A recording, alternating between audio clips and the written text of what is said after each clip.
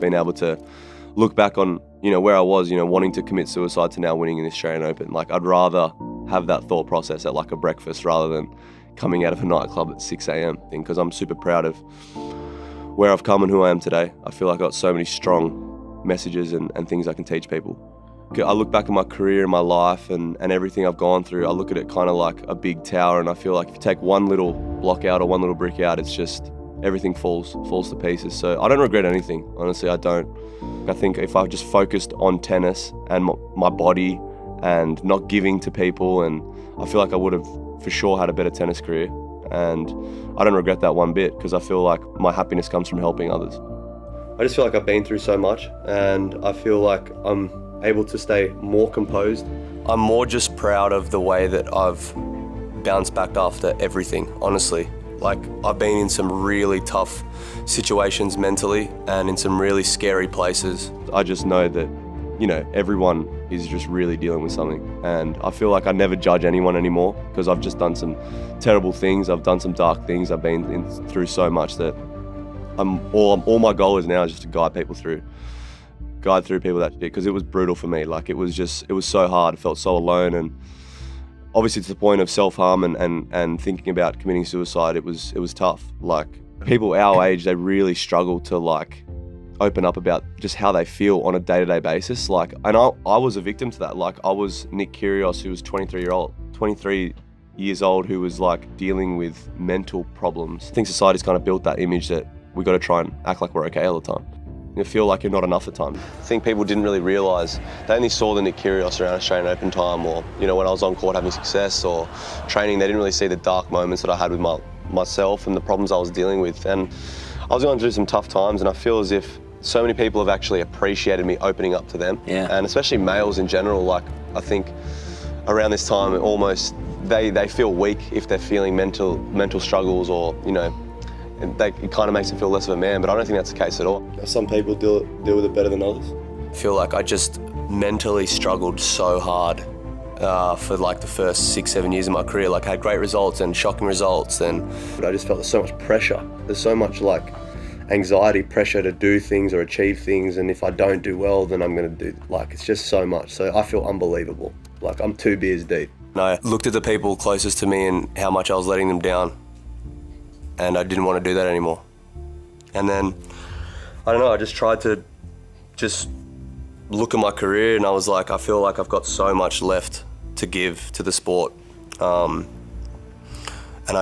that's it, I just trained hard. I just put my head down. I was like, look, let's just get in shape. Let's get in better shape first of all, and then let's see like how it goes. It's easy to train, it's easy to wake up obviously when things are going great, but I just was really sick of just letting people down, and I don't know, just feeling like that.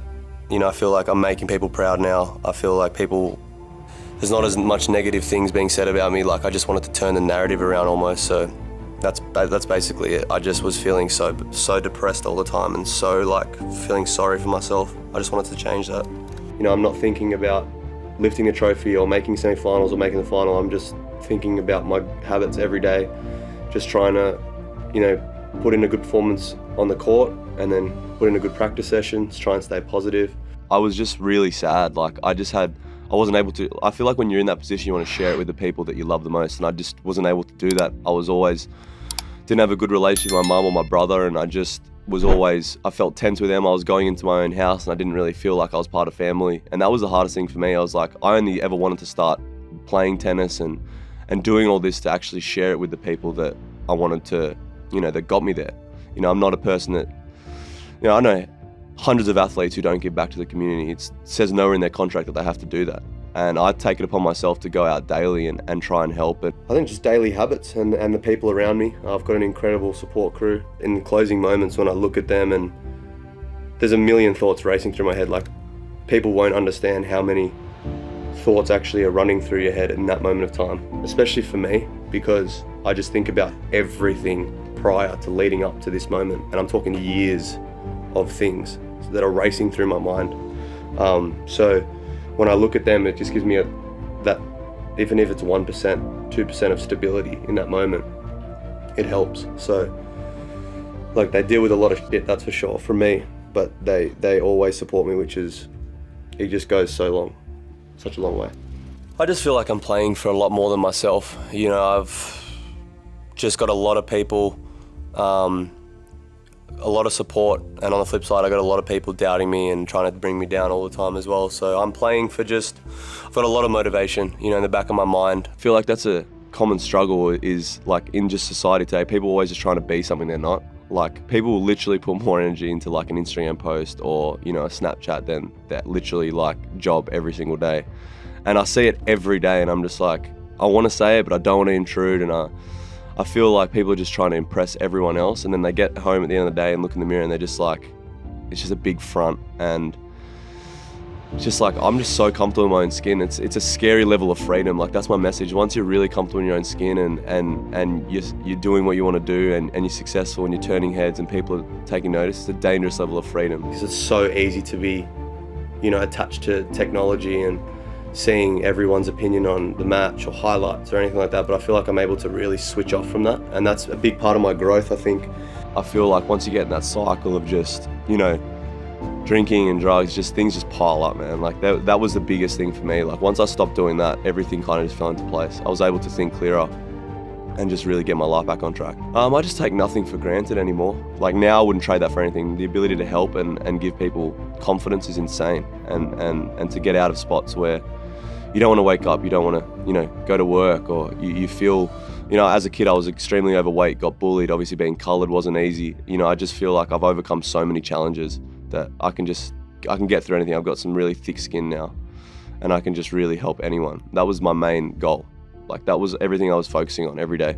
I got the platform to help so many people, and it has, like I would just felt guilty like not using it and not teaching the younger generation. Like there are times where I cross the line, and I'm not going to say that, you know, I've always been a good role model for kids watching. Like sometimes I do cross the line, but that's just my passion, that's just my emotion. But to everyone right now, it's like, all right, you can go have a night out with your friends for sure, like embrace it and enjoy that time, but I would just stop all the other stuff immediately, to be honest. It's going to put you in a hole.